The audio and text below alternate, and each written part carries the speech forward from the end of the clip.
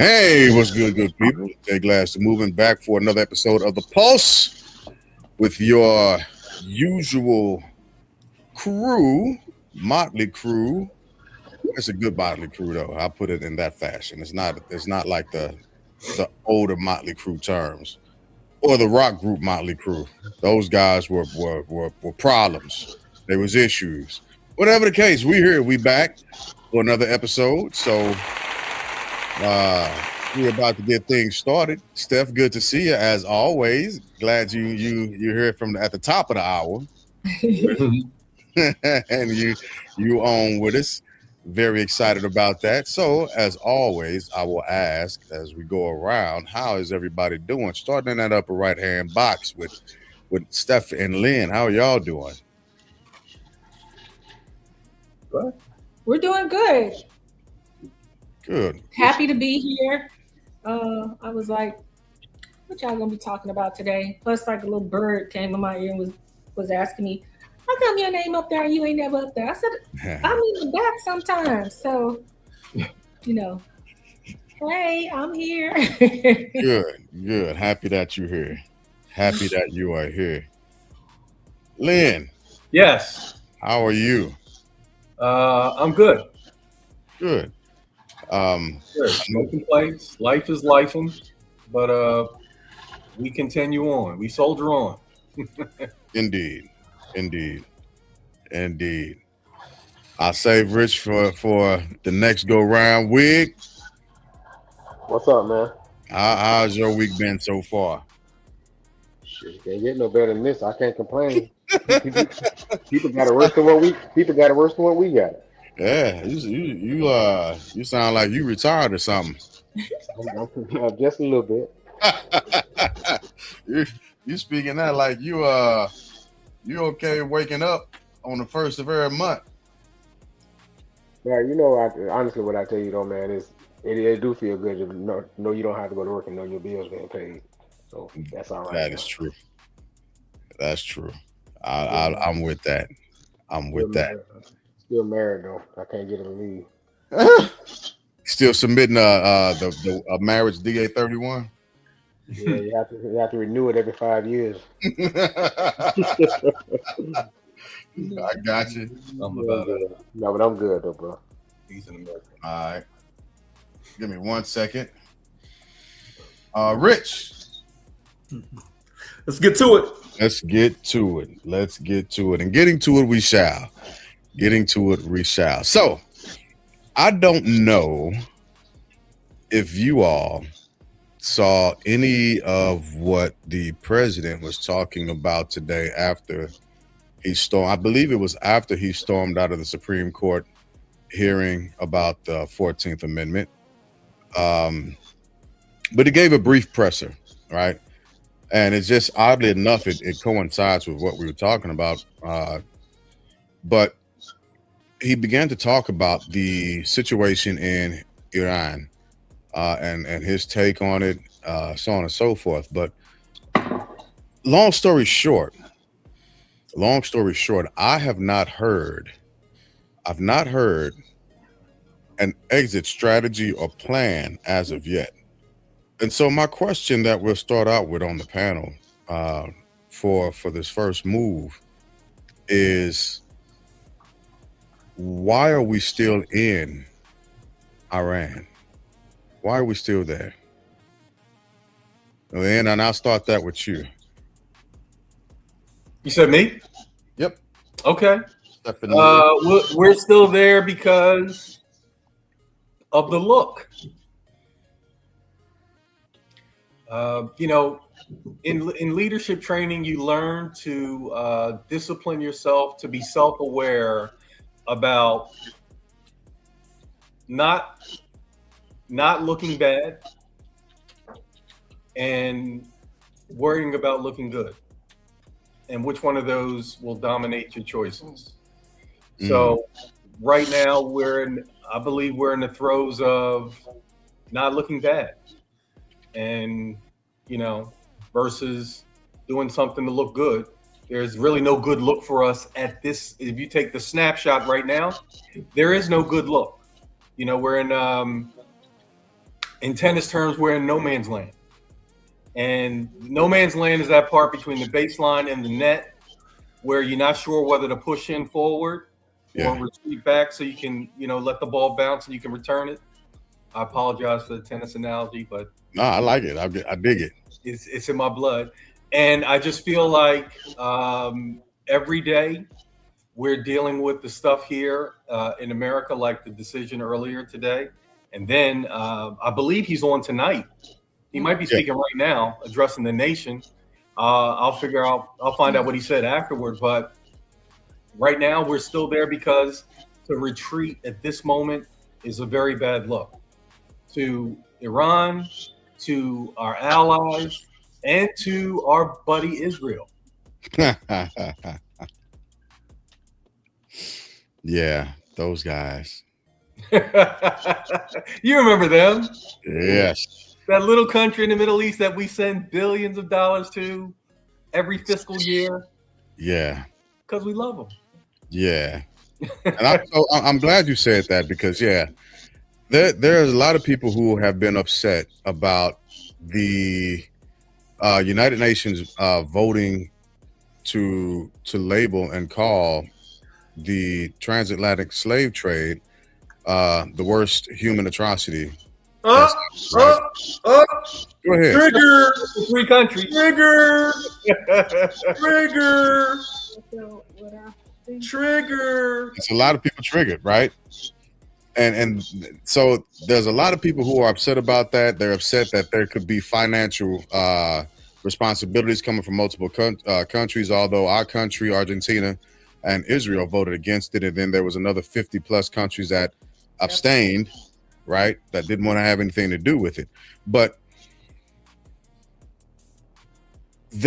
people have become horribly upset that there could be some form of financial monetary gain given to a pot for the betterment of the ancestors of that atrocious action. But everybody's okay with the survivors of the Holocaust. And this isn't trying to compare in a malicious form. It's just an honest observation. But they're okay with the survivors of the Holocaust or the survivors' families, those heirs of the Holocaust, still receiving reparations from those actions, right? They've been okay with the Japanese families who suffered at the hands of America putting their people in internment camps. They're okay with that. And of course, the Native Americans, they are okay with that in certain forms and fashions, right? Farmers, American farmers, the 5 civilized tribes, the form of reparations that they were given, the Seminole Indians, because of the backlash of slavery when fighting against white America. Oh my goodness, there's tons of people have received reparations, but on this one issue, there's an issue that people can't get over and can't get past, right? So yes, we send $3 billion at least annually, $3 billion off the top of my head, at least annually to Israel. During times of conflict or war, we send 16 billion. We've sent 16 billion. And that's not accounting for any form of munitions, anything of that nature. That's financing. That's giving them while we're still suffering from a body of government that can't figure out healthcare for American citizens, that can't figure out why American citizens should be able to simply vote unimpeded, be it by mail or in person. But we'll send $3 billion. Anyway, I didn't mean to get on that soapbox, but yeah, like Richard was saying, triggered. It's a little triggering, but what you got, Steph? I saw you raise your hand. I think that the United States is still over there because our opponent was not studied accurately. Don't know how to leave because if you, like Lynn said, trying not to look bad, trying to figure out an exit strategy without looking like a punk, so don't know how to leave. Probably shouldn't have went over there. All of this is going on, and I just think that there's some confusion there, and they're just trying to think of a strategy, maybe even waiting for something to happen, or dare I say, create an aversion to where we will exit without looking like idiots. Yeah. Okay, Rich, what is your take on it all?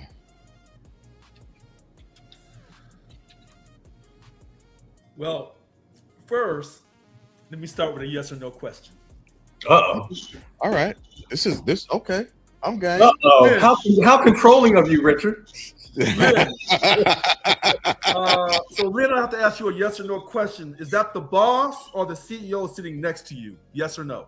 Oh, Is that the boss or the CEO sitting next to you? Yes or no?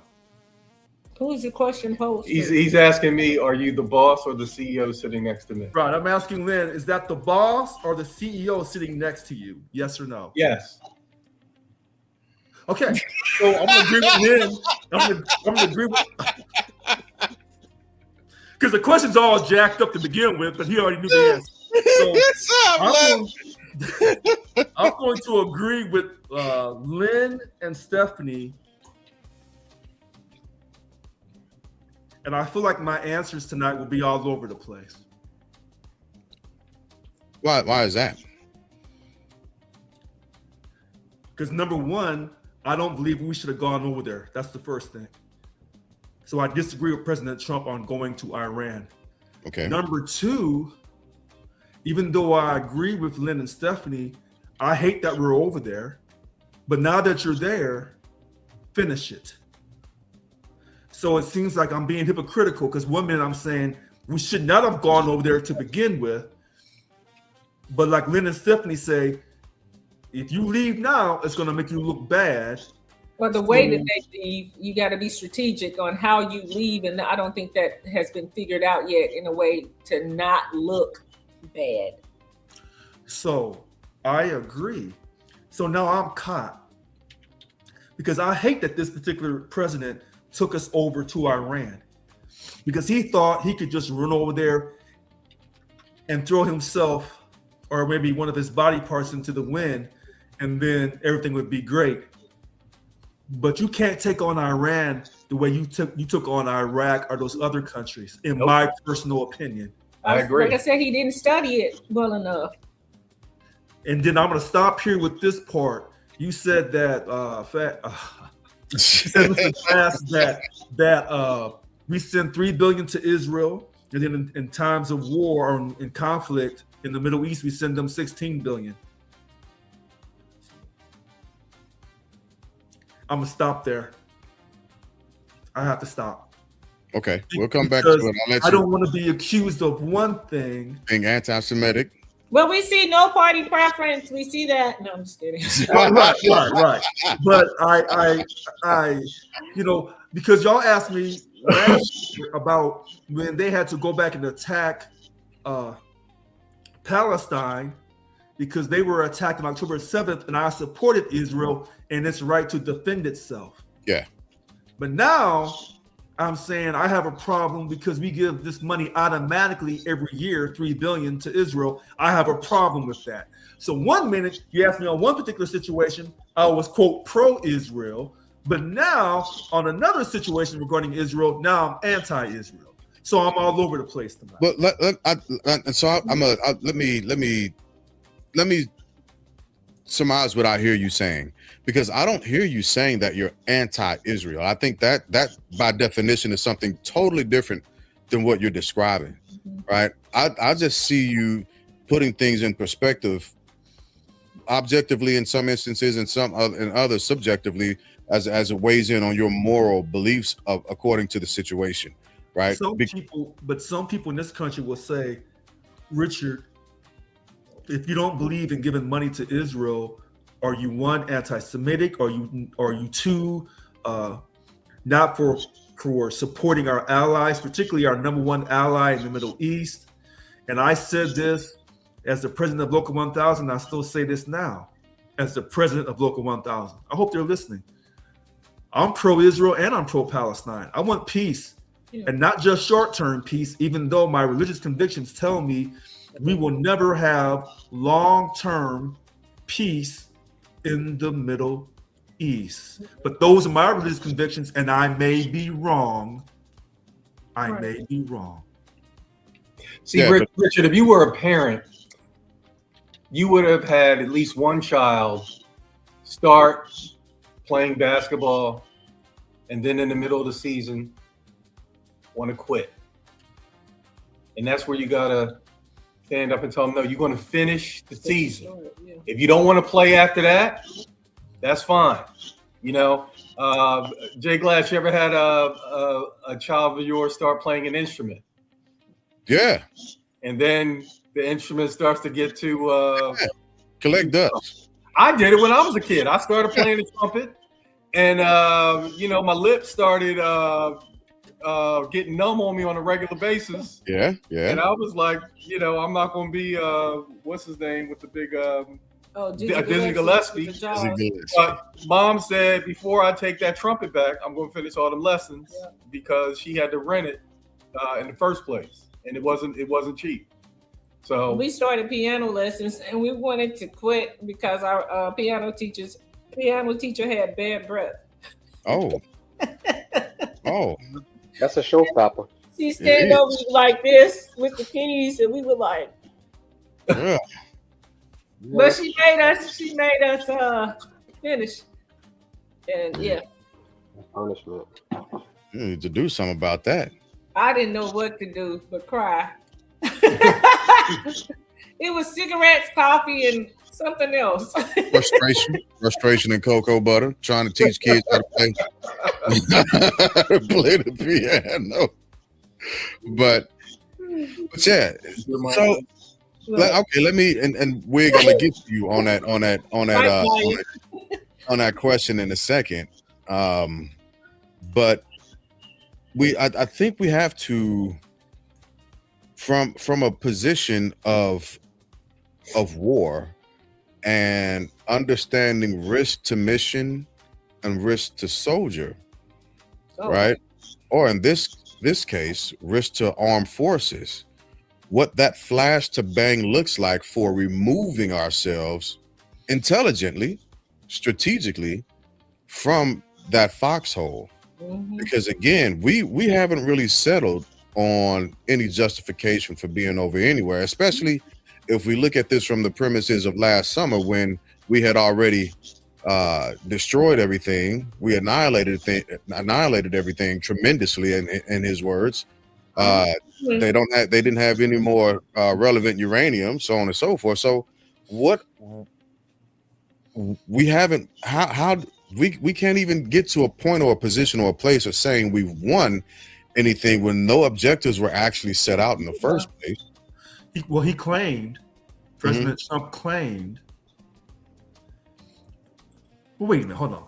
I thought he claimed he wanted to. He said, well, wait. First he said, or second he said he doesn't want regime change. But first he said he wanted the Ayatollah removed. Yeah. Then he said he also wanted to ensure they didn't no longer have an imminent threat for nuclear capability. But I thought, like you said last summer, we had taken that threat of imminent nuclear capability. But then somebody else said, either him or President or Vice President Vance said they were within 2 weeks.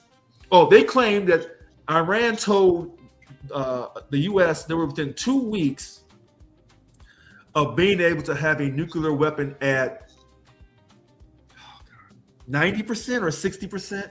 So their uranium was enriched at 60%, right? Which was the roughly the levels that they were given by the international community. So they told our negotiators that within 2 weeks they could go from 60 to 90. Now that's what's being reported on mainstream.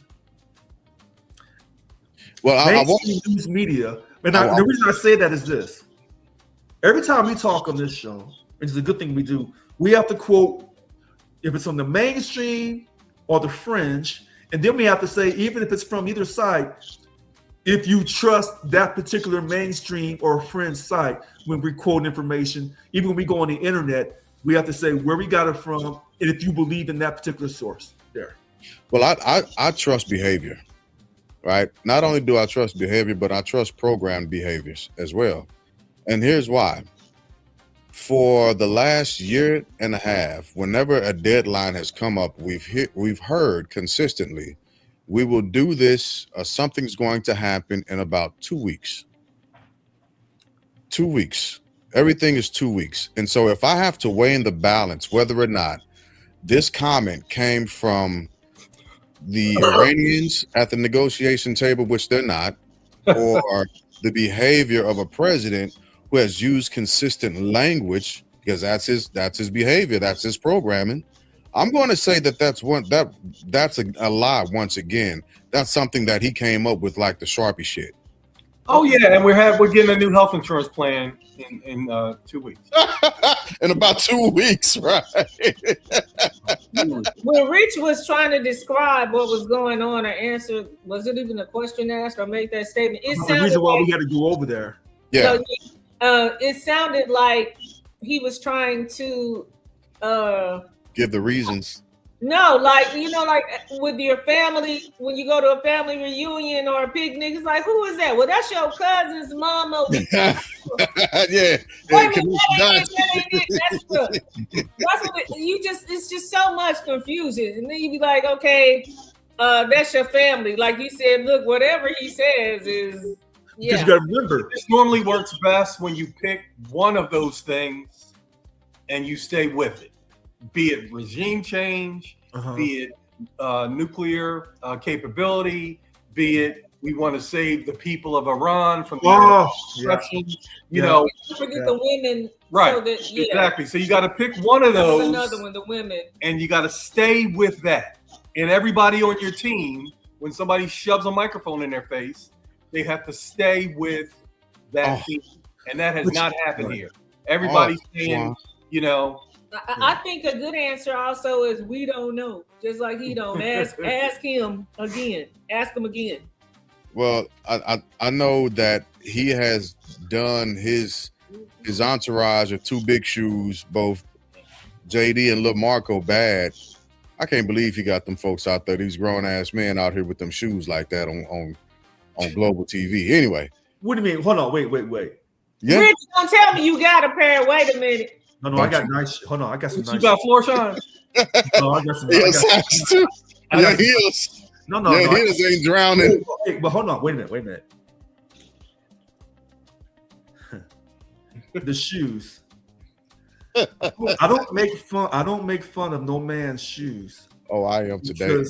Because Taylor special. I know deep in my heart between Marco, Secretary of State Marco Rubio, and Vice President J.D. Vance, and all the rest of them, at the end of the day, they got their health care paid for, they want for nothing, and they have a legacy of money to leave to their children. But then why don't they have enough integrity to say, hey, sir, I appreciate the shoes, but no. Free shoes. You know what? And I think that's a front, because we all know if they want to go out here and buy $300 or $400 pair of shoes with those $3,000 to $4,000 suits they wear, they could do that. I think that's a front. Hey, La Marie. It reminds me of well, it's because I have a sense of humor, especially sometimes when I'm uncomfortable or just don't understand or don't care or tired. Glory, when they finally got their boots, they didn't care. They just had on some shoes. Remember the movie Glory? Yeah. They got their boots and thought that because they got boots that they fit, and you learn at the end that they were just happy to have shoes, and Denzel's were all small and his feet were messed up, and I think I hated that. I hated that movie. I hated that movie. When I saw Denzel crying in that movie, I said, "Nope, I don't like this. Get that out." Wasn't gonna be your jam, huh? I start crying. I thought it was awesome. It was with the whole thing. Well, I'm sure it was, but I don't want to see my star crying on the movie. Oh man.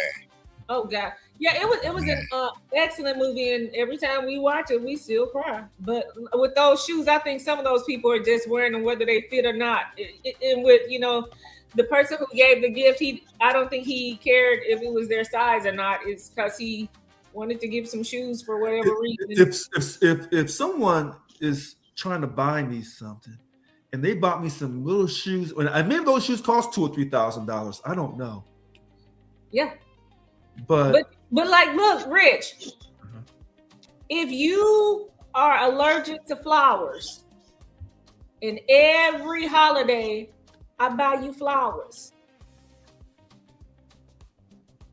there's a problem there if you don't know that I'm allergic to flowers, but you think it's a good thing because of the gesture. But when you really look at it, I don't do flowers. Or if you buy me chocolate, you know, I'm lactose intolerant. I'm like, is it really a good gift? Or is it- So President Trump bought those shoes for them, right? Yeah. That's the word on the street. No, he didn't buy those shoes. You know somebody gave them. Florsheim said, "Let me hook you up," like kids in college basketball with Nikes, and he just sent them all shoes for everybody, like he was Oprah, and people just put the shoes on regardless of fit because he sent you the shoes and you didn't want to get asked, "Where's your shoes at?" I sent you new shoes. Where are your shoes? Just like on Glory, when they had to wear those shoes, they were just happy to have shoes. And it didn't matter if they fit or not. And later on, we realized that Denzel, La Marie's uncle, no, since that was your, that was everybody, man, girl. But yeah, it didn't even matter. You know, if that were happening for Denzel in that movie, that was happening for more than just him. Because you just got them, you know, you got in where you fit in. You know what I mean?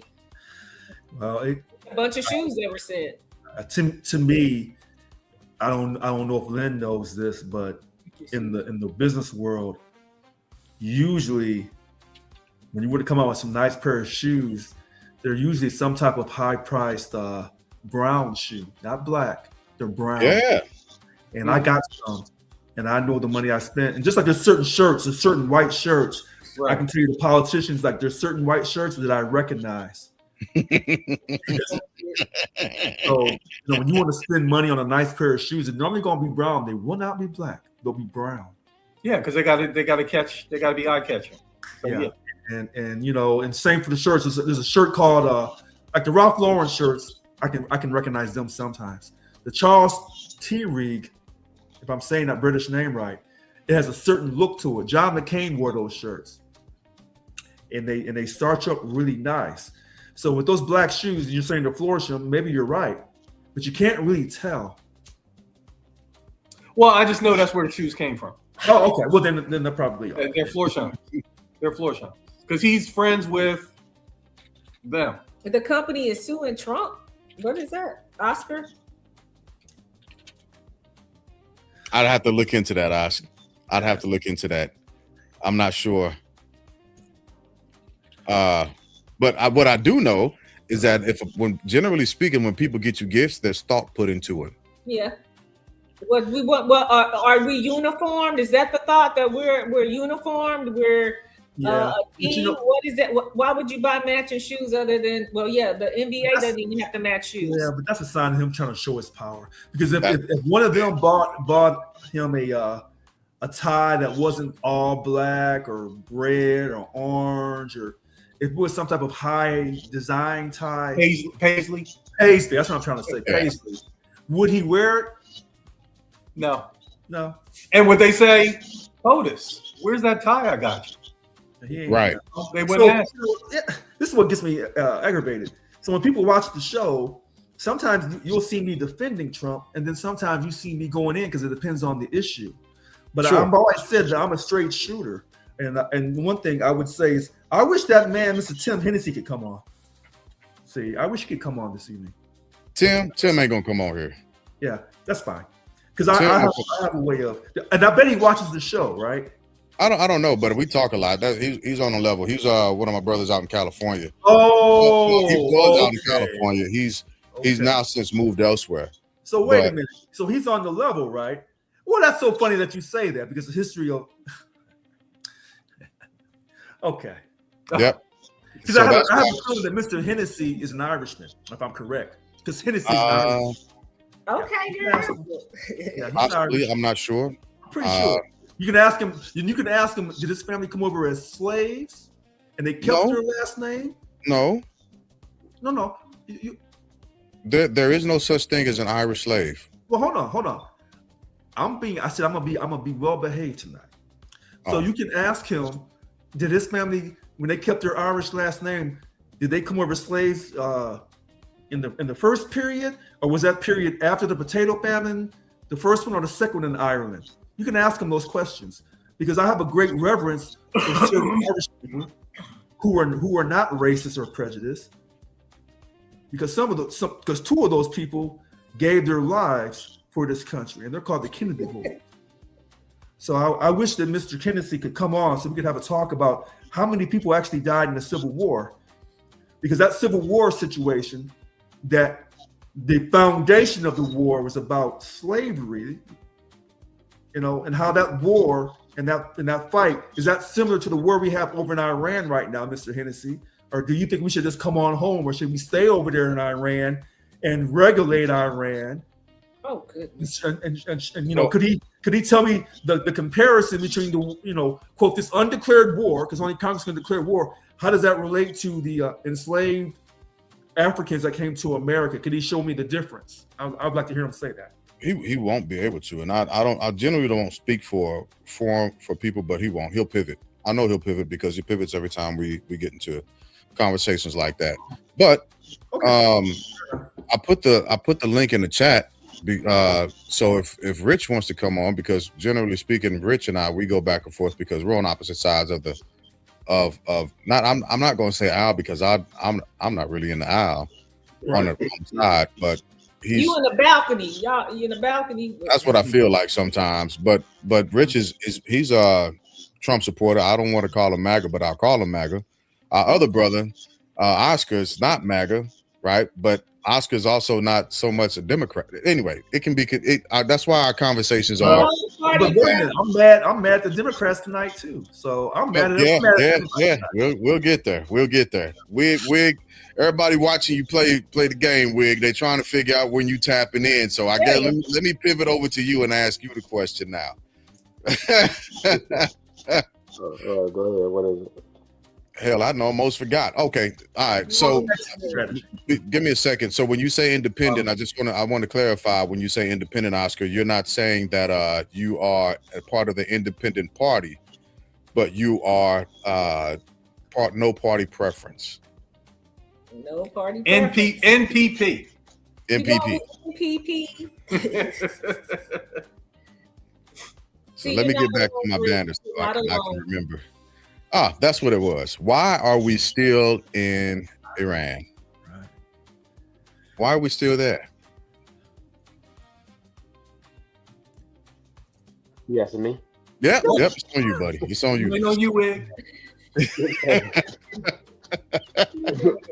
Hey, because we all know he don't know how to get out. But how I say he get out, he lied his way in, he lies his way out. No matter what he tell you, it's gonna be a lie. No. Okay. No matter what he say, it's gonna be a lie. Yeah, and it's hard for me to refute that, because I actually do keep up with his lies. Because generally speaking, when I'm listening to him talk, I have my iPad in front of me and I am looking things up real time. Fact check. Yeah, I'm that guy, right? So, but will that work at this point? And the reason why I'm asking you if that will work at this point is because not too long ago, he put out last week, he was saying that we were in talks, right? And it was for market manipulation purposes. But he was saying that we were in talks with Iran, right? They want to make a deal. They want to make a deal more than what we do, because they're desperate, because we're annihilating them tremendously, yada, yada, yada. A minute after that went off, the foreign minister from Iran came on and said, nah, we don't want to, we're not in negotiations. We're not in talks. And so they didn't give us a tremendous gift. They did not give us well, okay, let me pause what I was about to say and circle back around to the tremendous gift, which every foreign leader that has been involved with the quote unquote tremendous gift out of the state or in the Strait of Hormuz, that the ships that have been able to go through the strait at this point have absolutely nothing to do with POTUS. I take that back. They have everything to do with POTUS. They have everything to do to spite him. That's why those ships are being let through, right?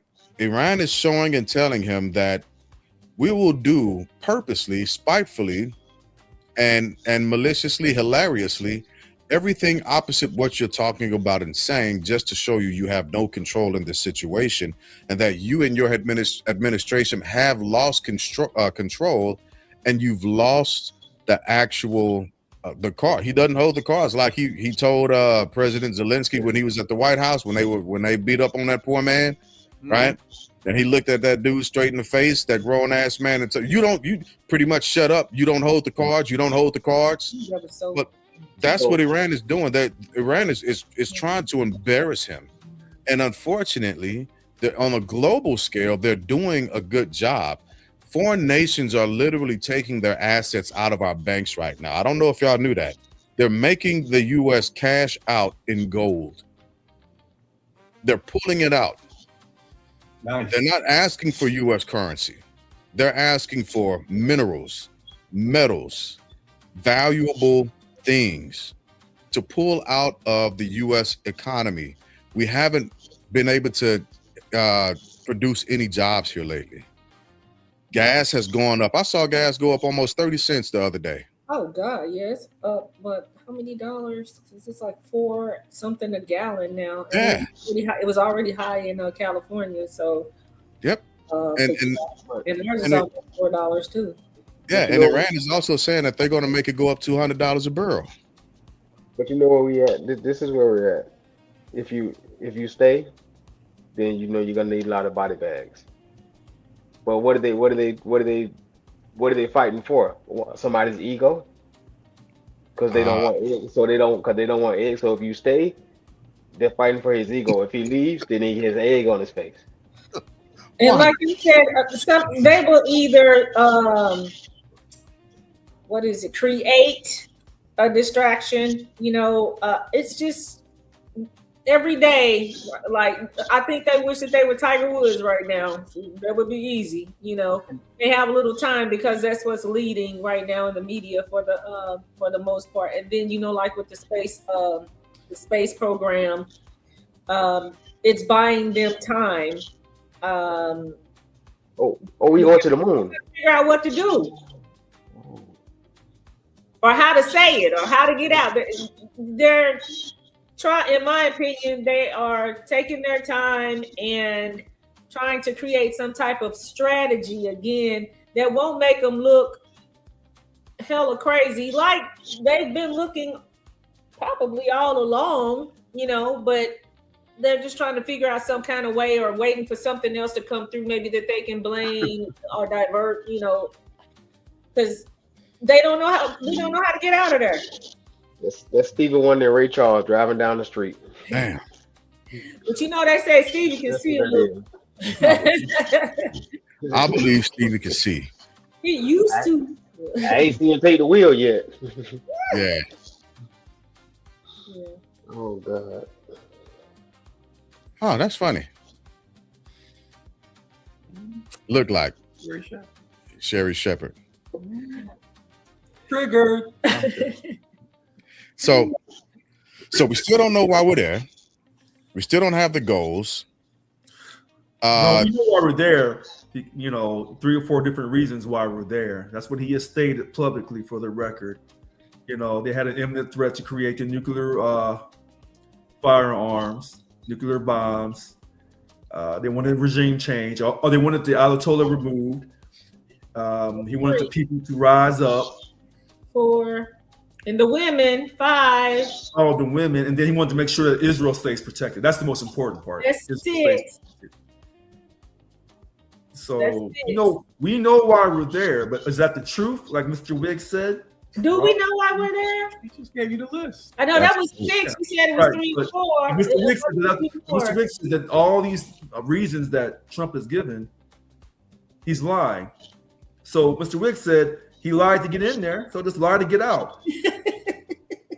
So he's not wrong. I mean, At the end of that's the the day, simple answer. Simplicity. So is that a true statement that women are fully oppressed here Wait, oppressed in America or oppressed in Iran? in America?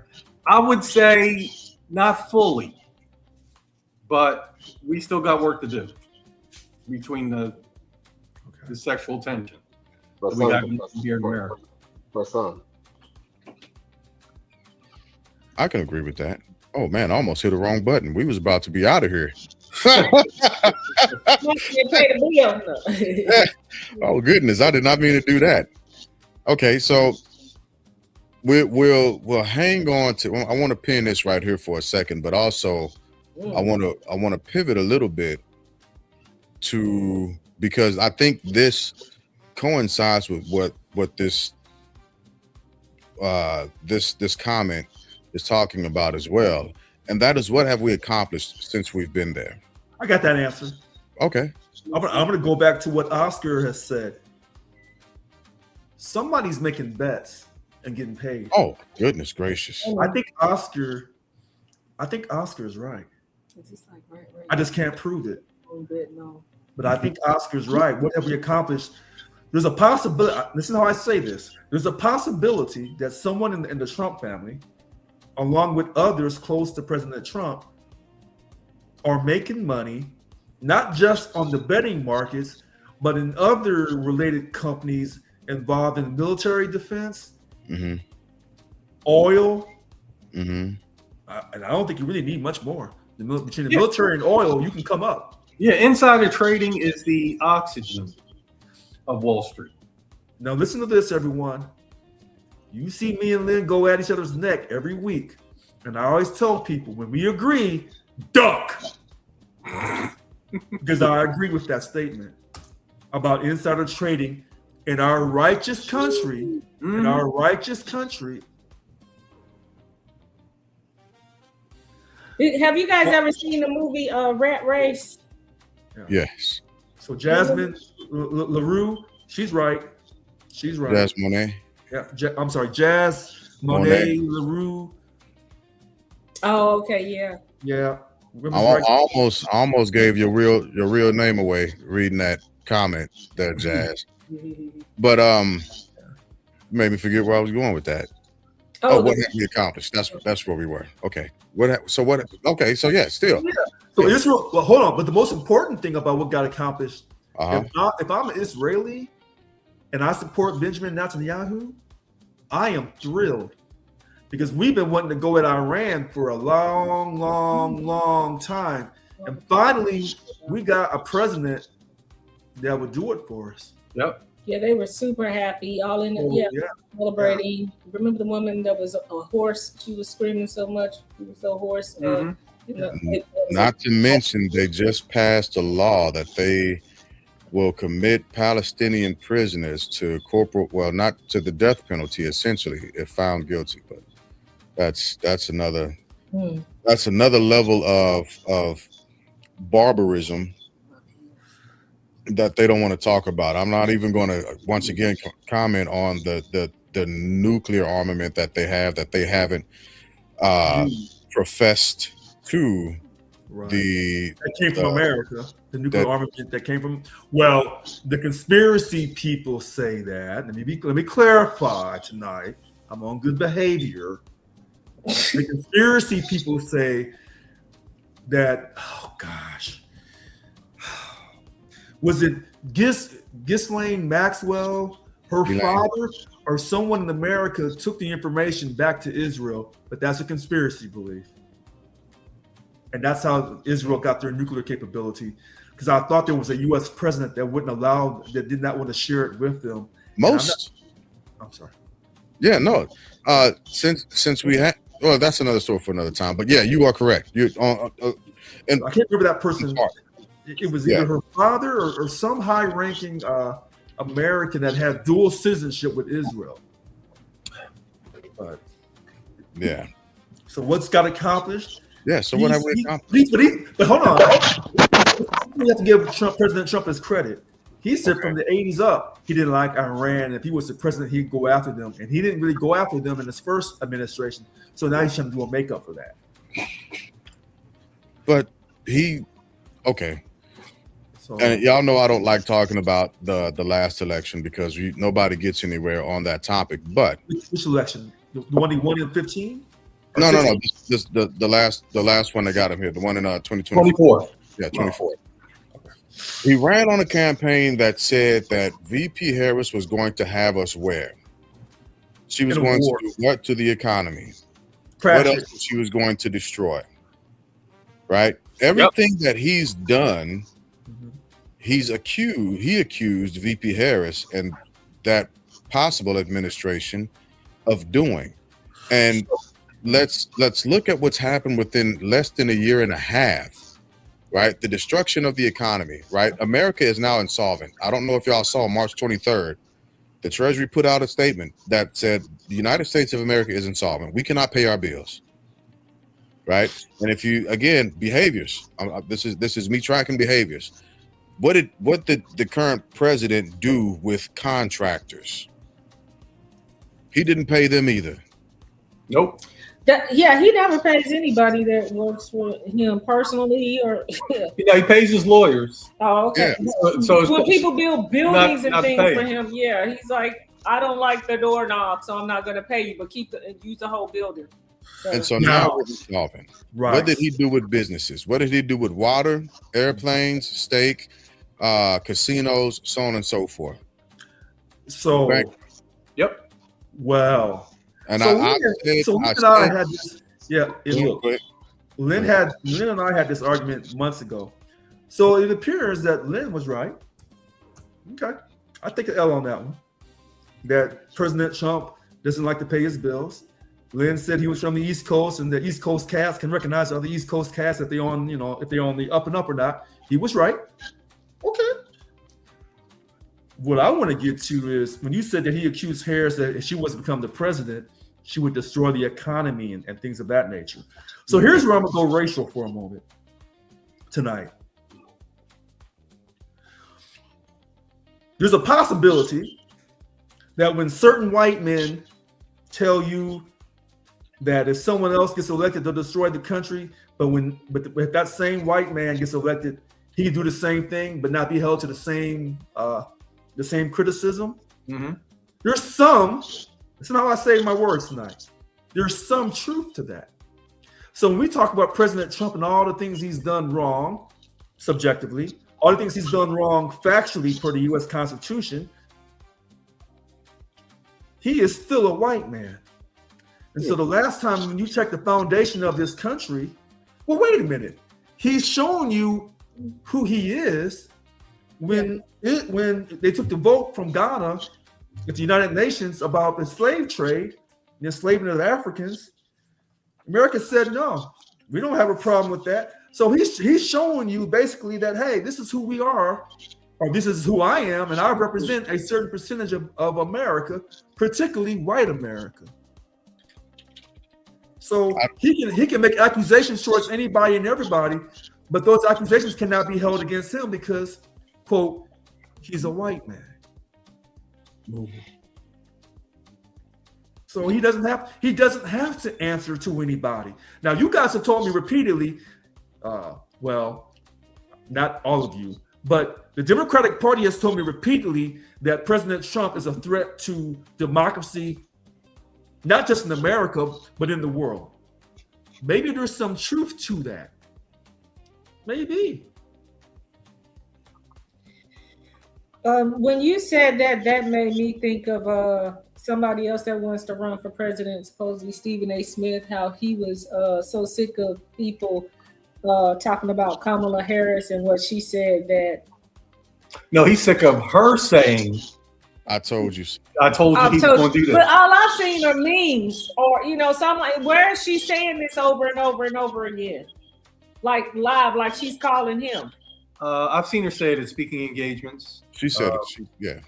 Because she's getting paid. Look, she's getting paid to speak. Mm-hmm. Yeah. She makes good speaker money. And you know what? I don't have no love for the Democratic Party, but she's not she's not completely right. She's just not completely wrong either, in my opinion. So, well, he is burning it down. Ask, you still on mute, man? I know you want to say something, brother. We're waiting for you. I think what I was going to say is I think everything has a purpose, right? This is obviously speculation, but we are insolvent. And I've said it a couple times previously, and it's coming into fruition. The only way to pay off our debt is to either devalue the U.S. currency so that our debt is less, and then trade it over to a digital currency to pay off that debt. So basically, those that have, we needs tons of money. So the only way we're going to pay them back with all this interest and stuff like that is literally to collapse the U.S. dollar. Wait a minute. And devalue the debt. Oscar, you may be right, but that's not the total. That's not the total answer. No, it's not. It's definitely not the total answer. Right. Because there's all this push on digital currencies. Wait, hold on. Wait a minute. Hold on, because that gets us towards one. That gets us into a more quicker pace for a one world government to control your financial ability. If we got rid of the Fed, if we eliminated the Fed, printed our own money, and canceled out the debt, we'd be just fine. Because your debt is not based off of anything. It's flat money. It's fiat money. It means nothing. That's why allegedly they had to assassinate President Kennedy, because he wanted to start printing our own money without the Fed. Allegedly, that's why they killed President Lincoln, because he was printing our own money and got rid of our debt. Bob Marie said the penny was the first to go. Yeah. And now his face is on money. No, not his face. Well, his signature. He's putting his signature on it for whatever weird. Anyway, I know why. But let me calm myself. Trigger. let me reel it back in real quick. Look, now it's gonna be Monopoly money. What is this? I can see people at the cash register saying, you know how you ask for 10s and 20s, your special way, like, don't give me none of that Donald Trump money. Yeah. If you got a Donald Trump signature on it, I don't want it. I can literally see people. Yeah, they're already saying it online. Saying that, but that money's not out there yet. I'm talking about you're at the liquor store, the cash register swings open, and you're like, look, don't give me none of them that Trump sign money. Trump bucks. I don't want no Trump bucks. Brooks, I can literally see that happen. We've missed you. Uh-oh. What's up, guys? What's up, man? It's been a busy 2 weeks. Yeah. Well, we're glad you're back. To you guys. Yes. Literally just got out of the meeting, walking in the door, and I was like, man, I need to go home and talk to my guys. Let's go. Welcome on. Yeah. I know. Nobody wants that. That's what Lynn just said. Yeah. And so Wig, in your estimation, man, what have we accomplished by being in Iran? And I'll bring that back around to you, Brooks, and Oscar. We'll hit you with that also, because I know you weren't finished with your initial question. I'm not trying to. Actually, you know what? I can slow down a little bit. I've learned last week that the update for this live platform isn't like the older one. So if I go over 2 hours, I'm still able to generate my clips in an easier fashion. So I can slow down a little bit. I ain't got to push it, as it were. So, but what have we accomplished? Nothing. That's the answer. Ding, ding, ding, ding, ding. Mario Brothers. Oh my God. Listen, and the reason I say that is because if you ask them what the foreign policy is, yeah, they're not going to say it's Israel, but we all know that's who it is. I mean, you have to. I mean, either they dumb and think we stupid, or we stupid and think they dumb. One of the two. So we ain't accomplished nothing. What we did accomplish is spending money that we could have spent on healthcare, roads and bridges here in this country. So you can find money for that, but you can't find money for healthcare for people. I think wait, hold on, Mr. Wig. You sound like Richard Brown. Hold on, Mr. Wig.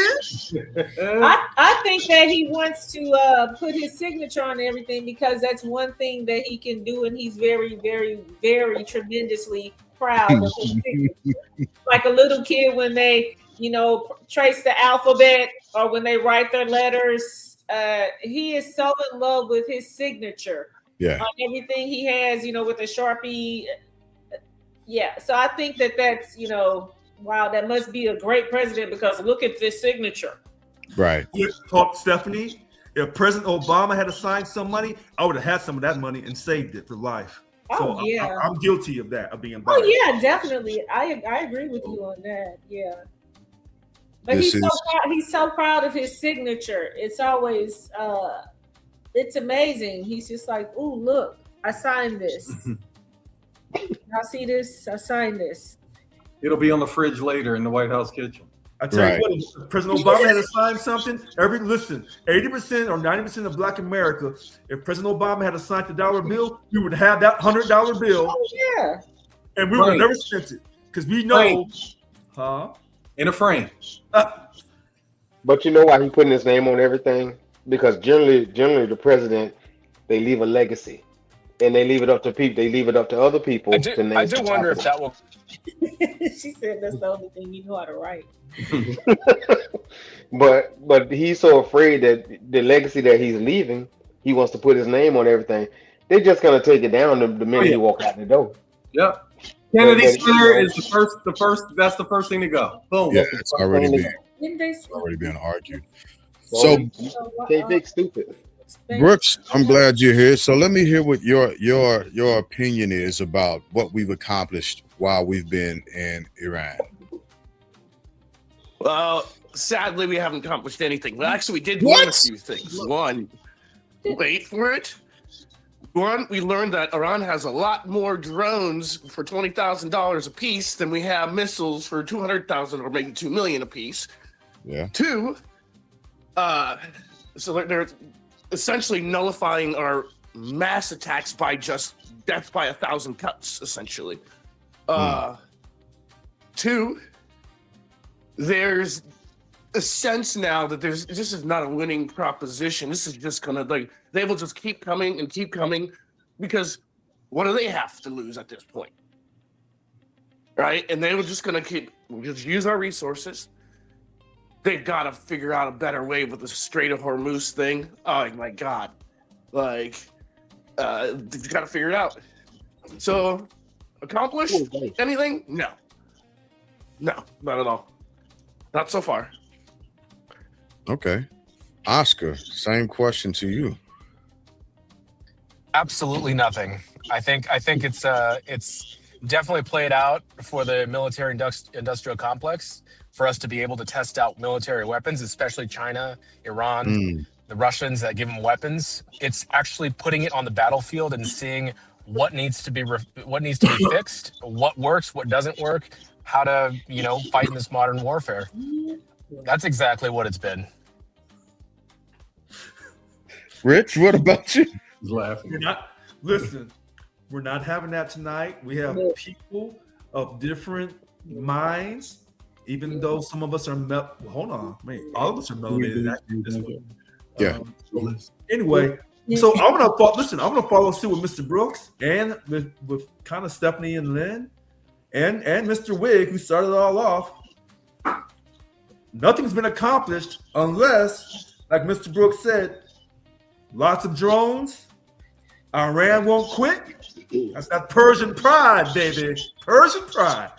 And Hormuz is all crazy. Who knows who's getting through and who's not? And finally, Israel is smiling itself all the way to the bank. A whole new world, like Aladdin. You know what? If you look at it from Israel's perspective, if you're a right winger from Israel, why go into Iran and remove the leader? Why not try to take all of Iran for yourself? Look, leaders. Yeah, yeah. Why not try to remove everybody from Iran and just take it all over and say we are the children of God, and so we're going to take all of Iran so we can. It's like Like I said, he did not study that. He was they did not study that. They were absent that day. It's not like it's like they think it's like a wasp nest, and it's actually like a ant hill, or like an ant farm that's so deep, and it's so much more than you think. Or they were not educated on that. That was not smart. Sometimes the bully finds out that his victim can throw hands, and that's very deflating to a bully. Yeah. But you know what, Oscar? True story. But Oscar, I think Oscar hit it on the point. When people say that President Trump is stupid, I'm not buying that. Anytime a person can win 2 different elections, I'm going to respect you. And somebody in his family or somebody close to him is making money off this military conflict. And we ain't talking, I don't think we're talking just 10 to 20 million. I think we're talking in the hundreds of millions, maybe into the billions. Sure. So financially, the Trump family and the Trump associates, they're doing well. Yeah. Well, they're raping America. That's just so sick to me. But it's a perfect word. It's what we used to do to other countries. We used to extract money from other countries by doing the exact same playbook. I mean, Halliburton, all these other companies used to do that, right? So we used to extract all of the money and all of the resources out of countries, and that's being done to America. And it has been happening here, where you have people with no morals that are anti-American in my mind. That if you are screwing over the tax-paying American, you are anti-American. Your own house. And it's that very thing. They're playing all the loopholes. Like, I mentioned the Kalshi thing because somebody is making money. Somebody is placing bets that are like right on the money, knowing when strikes are going to happen, like the Venezuelan strike, and when we were going to go in there and take out Maduro. Like somebody knew the exact timing of that attack. See, right? So they made money on. Go ahead. This is why I referenced that movie. Nothing is new under the sun, and as you know, art imitates life. And of course, when it's real tragic, it's in the form of comedy a lot of times. So that movie, or it's a comedy called Rat Race. It's not the only movie with that format, but all those older white men betting on all those people, they could see everything that they were doing. They were making up these circumstances. Everybody was competing and but they saw everything that was going on. And what's another movie like where they invite you to an island, and then it's like a rich white guy at the top, or just some rich butthole at the top. They hunt you. You know what I'm saying? That's what it feels like. With Mario Van Peebles. Yeah. Mario Van Peebles. No, there's more than one movie. You gotta look at like like I said, it's a genre of movies. I mean, it's just really sick. But they get off on it and they bet. So hey, now listen to this. I thought about this. See that Mr. Hennessy got me thinking a whole lot. He drinking now? What are you talking about? No. The guy on Facebook. Hold on. Wait a minute. Here's my question to everyone. Because I know that Lynn and Stephanie want us all to have life insurance. What if we all decided to get on Kalshi, put up $10 each, and see if we could mimic Eric or Donald Trump Jr.'s trades, and then whatever they would put a bet on, we would put a bet on too, and then we would broadcast it live, and I bet you your numbers on this show would go up dramatically. Sure. Now, that would question our integrity. Are we able to fade other people's bets? Is that how Kalshi works? Because I'm unfamiliar. Can we see what other people are betting? First of all, but second of all, I don't think they're betting in their own name. You got turn your TV down a little bit. Oh, my bad, man. You good? Let me answer this. Let me answer the first question. What have we accomplished? I think we've actually accomplished a lot. And the reason why is because as I continue to watch different things and I see Americans interacting with what's happening, we've definitively established what a sycophant is, as well as an actual American who is just simply trying to survive, right? So we've separated these two, right? And it's a bit divisive. So we know where we are. And this is what I actually do give President Trump a lot of credit for, and that is stressing the system out. Ooh. And I believe we should stress the system out to see where the fractures are, so that we can break it, so it can begin to become fixed, right? We can't maintain the weaknesses that we have in our country and continue to call ourselves things like Richard says, righteous or great. He's accomplished the polarization of Americans, especially when it comes to race. Again, now, right, we see race relations increasing in America. So again, it's another stressor that he's given us. So all the accomplishments of Iran, we see that the average American is actually, we see a boundary that's been drawn. Like, hey, wait, it sounded great. Posturing strength, it sounds good until you have to put that shit in practice. And if you don't have it, when you're trying to act like it, and then you come face to face with it and you begin to crumble, it shows. It's another stress fracture in the system. Right? We've had one of our most important daggone planes obliterated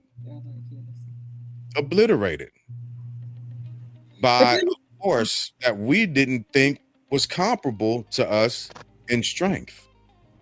So I think he's bringing more fractures than anything. I don't think he was trying to uncover, or his administration was trying to uncover all of them. I think that they are bringing more damage to, not just because it's something different than or change.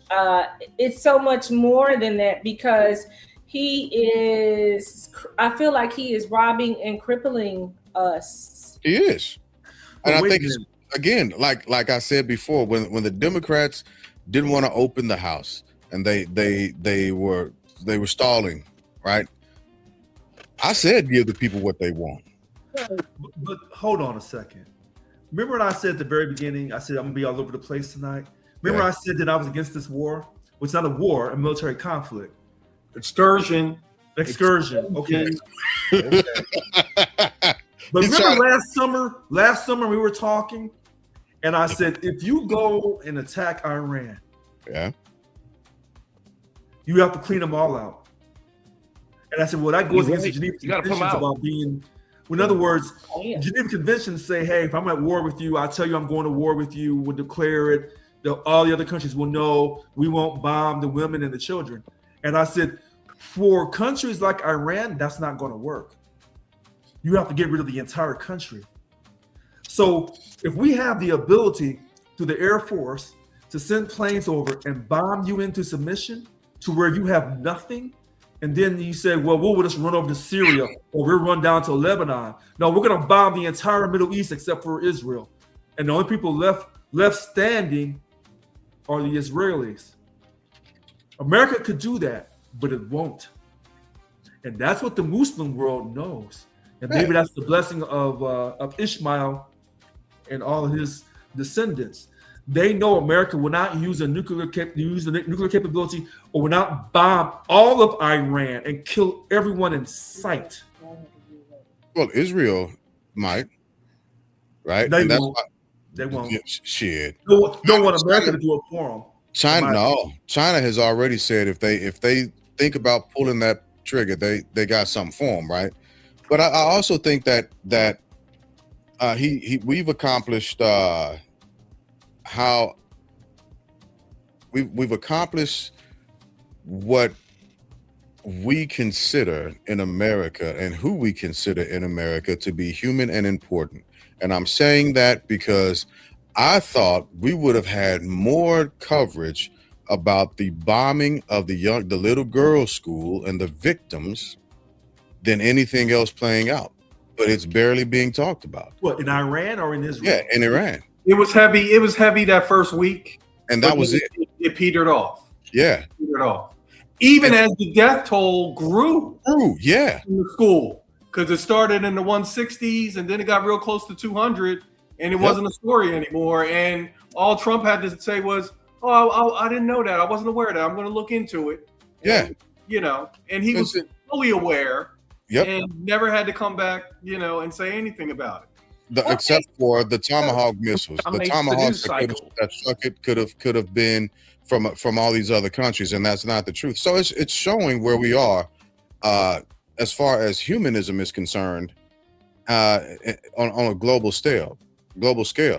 So all of the things that we've built up over these centuries of being a country, the propaganda of being great, we've accomplished in a year and a half, less than a year and a half, we've accomplished the goal of effectively destroying that.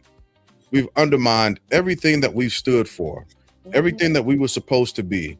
And then this isn't even getting into the civil affairs or the propaganda that Iran has been pushing out in the form of these damn Lego commercials.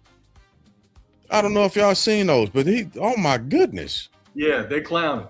Oh, they clowning. What is a Lego commercial? Some of those are really funny. Yeah. What is that? Well, you know, with this country being over 2,500 years old, and the way that they were approached as far as, what was the word? Not war. And how Excursion.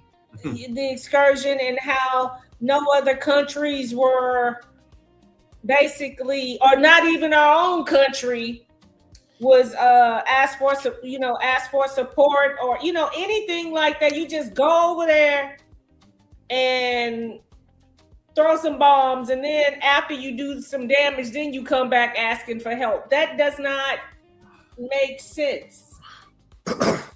With that being said, I'm glad you said that. Let me ask the panel this. Wig, you answered this last because we had a conversation over this. How many troops has Israel dedicated to boots on ground in Iran?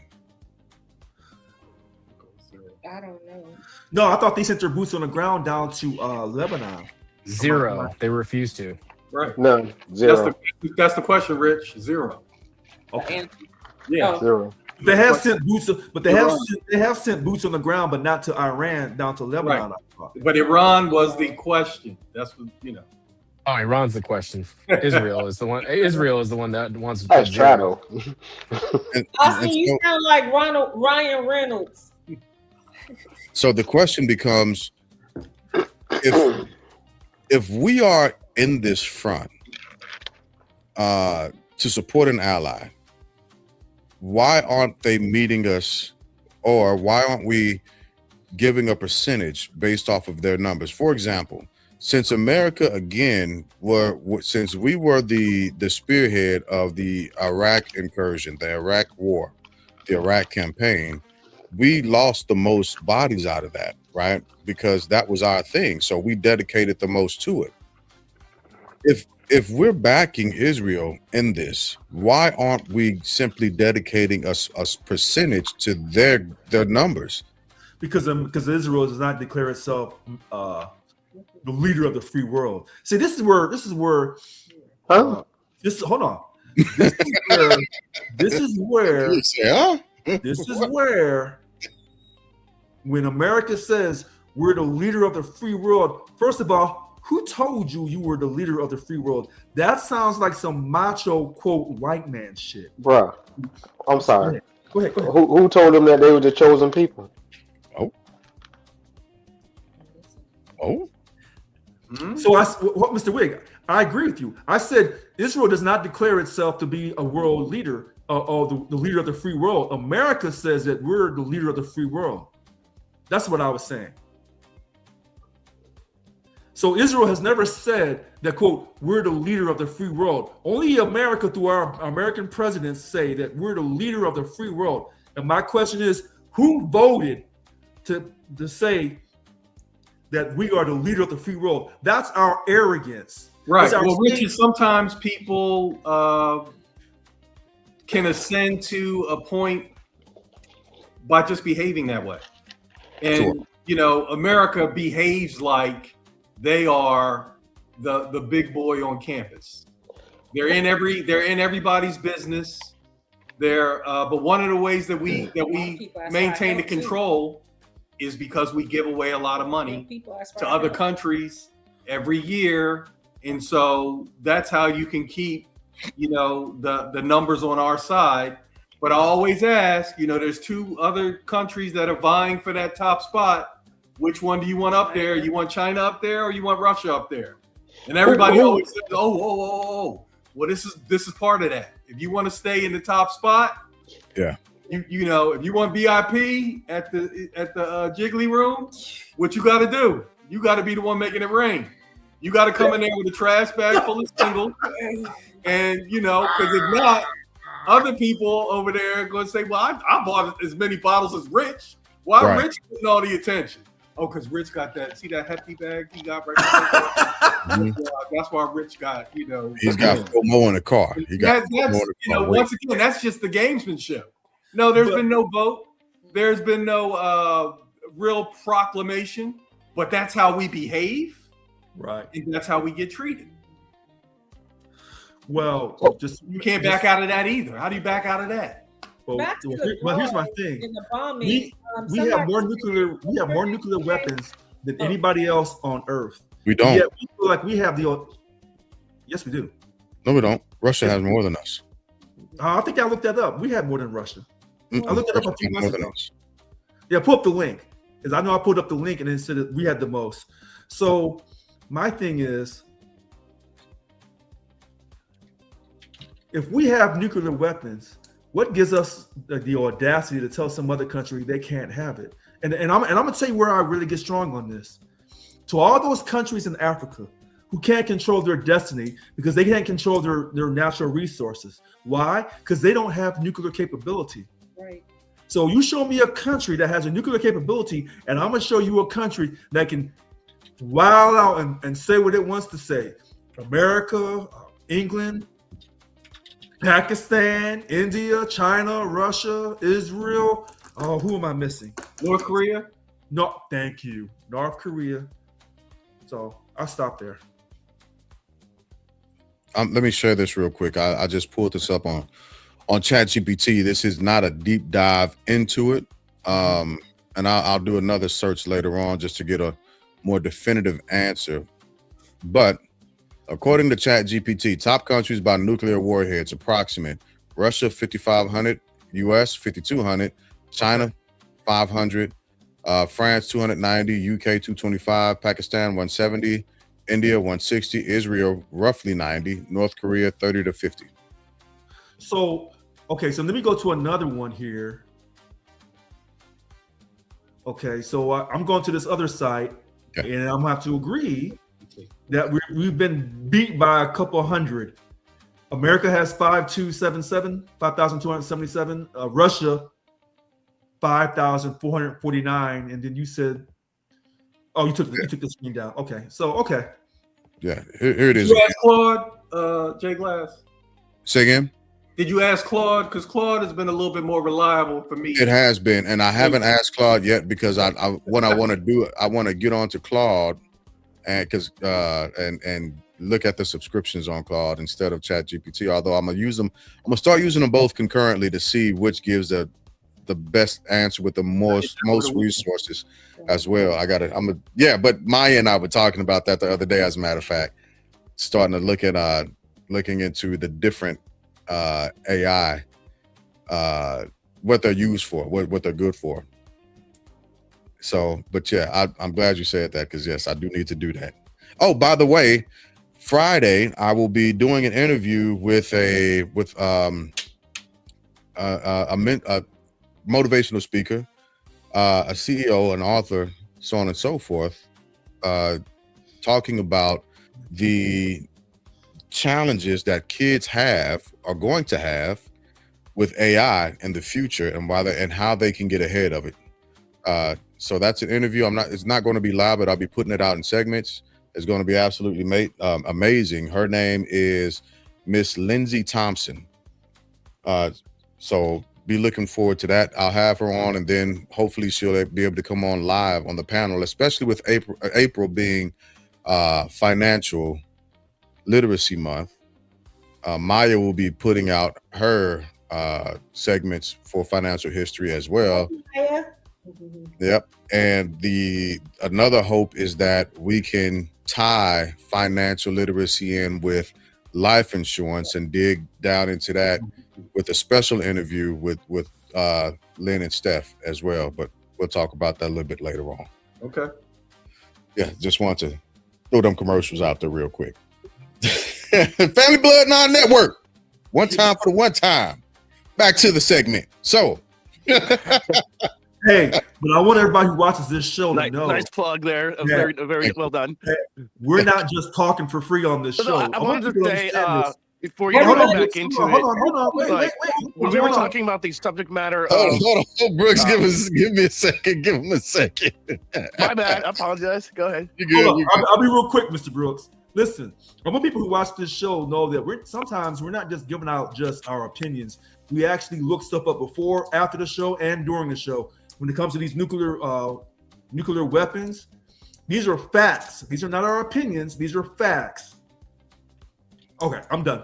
All right, Brooks, back in play. I Press replay. wanted to wrap up the comment we were talking about, essentially insider trading.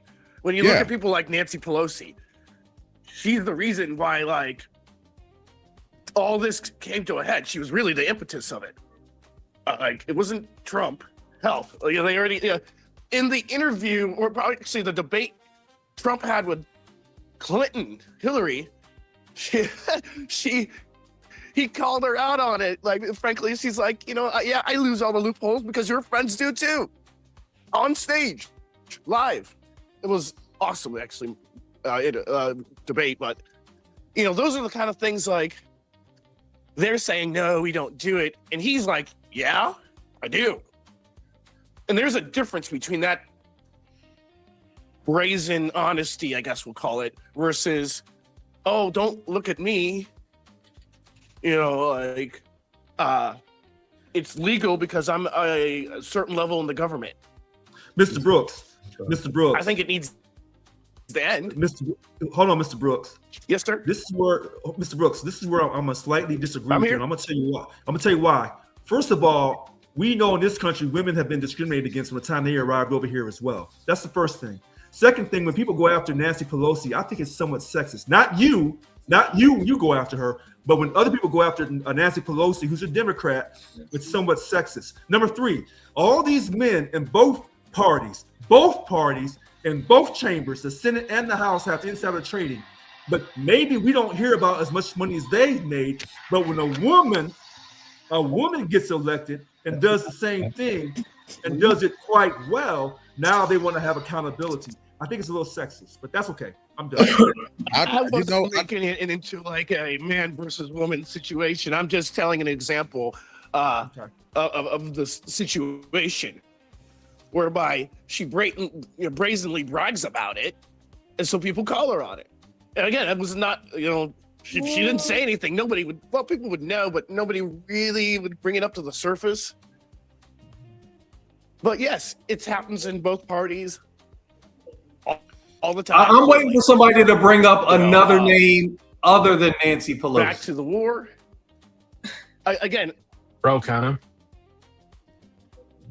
It's like she's the poster child for Donald Trump. he said insider Ro trading. Khanna. Now, Donald Trump. during the debate, it wasn't about insider trading. It was about his tax situation and him bragging about using all the available. Let me finish.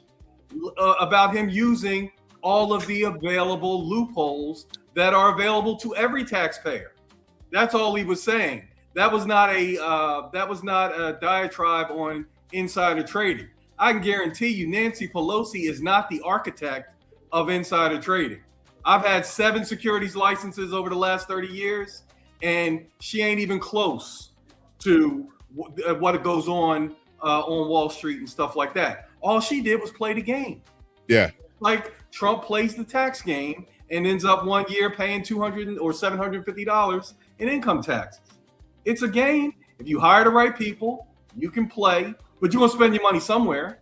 You can give it to your lawyers, you can give it to your tax man, or you can give it to the U.S. government. But trust me, money is being laid out. The ultra rich people are paying lots of money not to give it to the U.S. government. Just like Trump paid lots of lawyers not to pay his contractors and pay the people who have built his buildings. And that's why I keep saying the Epstein class, which is what I'm going to call them from now on, because I heard that phrase being used, and I like that. I think that's a great way to actually describe them jokers. Is the Epstein class. I rock with that. But I forgot. I got so happy about that phrase, I forgot what I was about to continue to say. I'm just the Epstein. Yeah. Anyway, Stan, hop on in there. Stan, yo, there you are. Can you hear me? What's going on? Yeah, we got you, dog. What's going on, fam? You got it. Hold on, let me get on to that. All How right. everybody's doing? I'm kind of coming in on the back end. That's all right. What's up, Stan? What's going on? Sound like y'all talking about the issue with the rich versus poor and how it keeps separating further. But yeah, that's and nothing for the middle.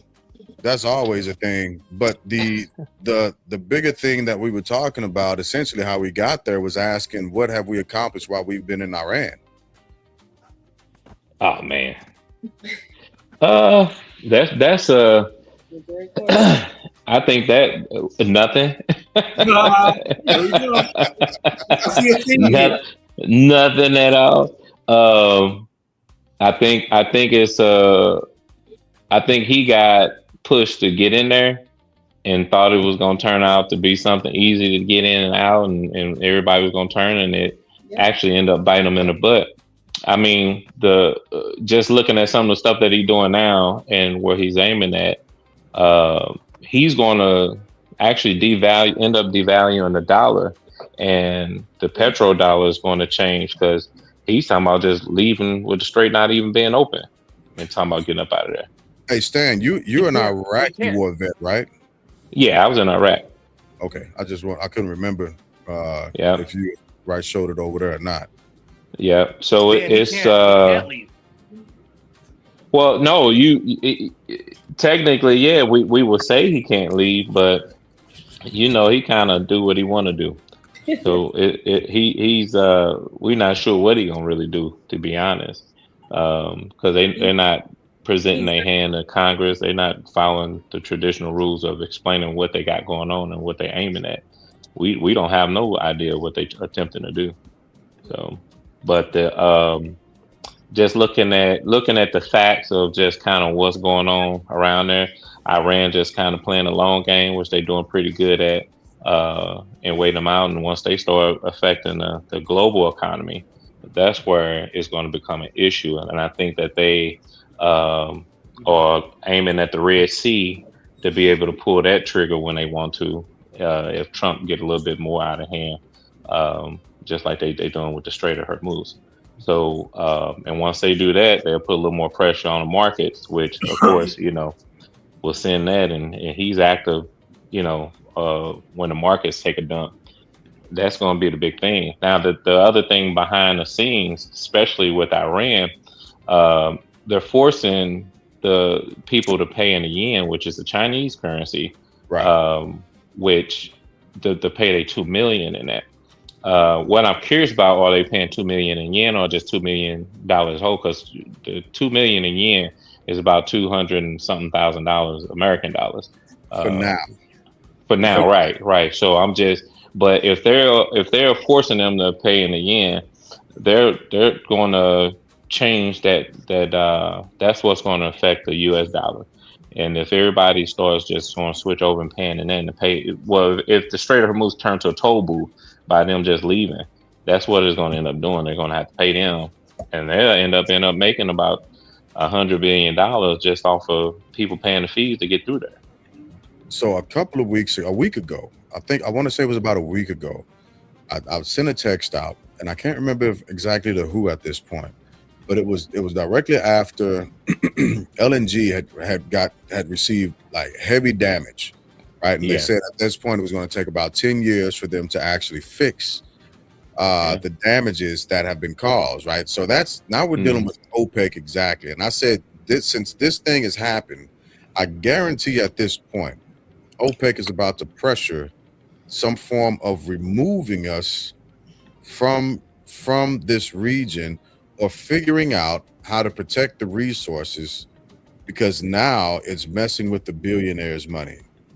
No, That's what's happening. I disagree. Why is that?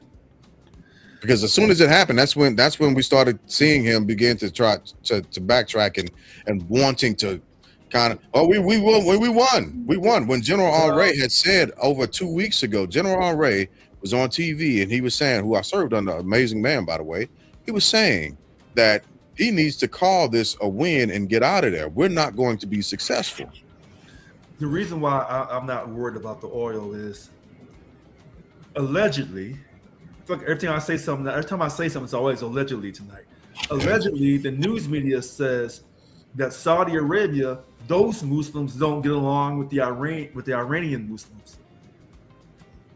I think Iranians are Shia. I think our Saudis are the Sunni. Mm-hmm. And because they don't get along, then Saudi Arabia, along with United Arab Emirates, Qatar, Bahrain, Oman, that region, they're gonna stand unified versus Palestine, Iran, Lebanon, Syria, allegedly. I 100% agree, because during this thing, nobody thought that Iran would just attack UAE or any other country, or the bases, I should say, in other countries, or aim toward the bases in other countries. It was just kind of like, holy crap, they're actually like going after literally all these U.S. bases in other countries. And so these other countries are like, wow, okay, that's different. And now that it has occurred, I think it unified them. They were like, all right, screw this, let's go. You know what I mean? Like, it's pretty much what I see. I could be wrong. Correct me if like you guys see something different. If you pay attention to what Iran is doing, they initially went towards the U.S. bases in Qatar, in Saudi Arabia, in the UAE, in those areas. They target the U.S. bases first. Recently, now they're looking at targeting the technology. They hit the Amazon deal. They're looking at the servers that pushes the AI that they got in the Middle East. So they are playing a pretty smart game and actually hitting the billionaire class, hitting their pockets, which will put pressure on to everyone else to start making some moves. So they playing their cards about right. And the thing, I guess the other thing to look at also is how Russia intelligence is giving them that information, and China's assisted them on the backhand. They're getting some pretty good information and detail on how to play and push those buttons. So I guess the other thing to look at is, even with the removing the sanctions on the oil, I have no clue by removing the sanctions on the oil from Iran or from Russia, and how that, I understand that it will relieve some of the pressure on the pricing, but we still feed money into their pockets while having war with them at the same time. Yeah, we're funding our own demise. Mm-hmm. Hold on, wait a minute. And that's why I said what the media tells us, what the conspiracy people tell us, those are two different issues. But the truth is, there are people that we don't know about who are really making these decisions. Mm-hmm. And it ain't coming from President Trump. Mm-mm. And so, but people say, well, Richard, if you say that, Richard, now you're falling off into the conspiracy world. We'll entertain it. But my question is, all these decisions, all this money is being made. Here, let's start here first. Who's funding Iran? know that our central bank, called the Federal Reserve, funds us. But hold on, wait. What happened when when Hegseth said we need about 200 billion? Did he ever get that 200 billion from the Fed? Not yet. Not yet. I've always said that Trump is the tip of the iceberg, and his team. Some people have called him a puppet, but it's a whole lot that we don't see, but we can just imagine what's behind that curtain, or those curtains, or those sheets. Look, based on. That's hilarious. Well, Based on the behavior.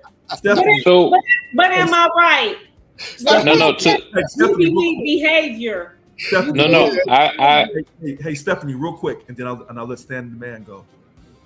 There is documented, factual studies that before the Jews left Germany and left Europe to go back to Israel, most of them, that the Nazis and the Zionists were working together to make that happen. if they to her point, I agree with her. I think that when you so you got big business, right? With you got big business that's behind the scenes pushing a lot of things with the lobbying. You got AIPAC, the Israel that's pushing a lot of what they would like. When you got them in the back scene, and these are the big guys, the big money makers, and you got someone like Trump that wants to be part of that, it's easier to kind of pull the puppet strings to guide him into what you need them to do, and just kind of play along and put, just stroke his ego, do everything that you need someone, whatever you want to do, and just make him feel like, he the king that he's trying to be, and attempt to do that. And he's easy to construct and just do.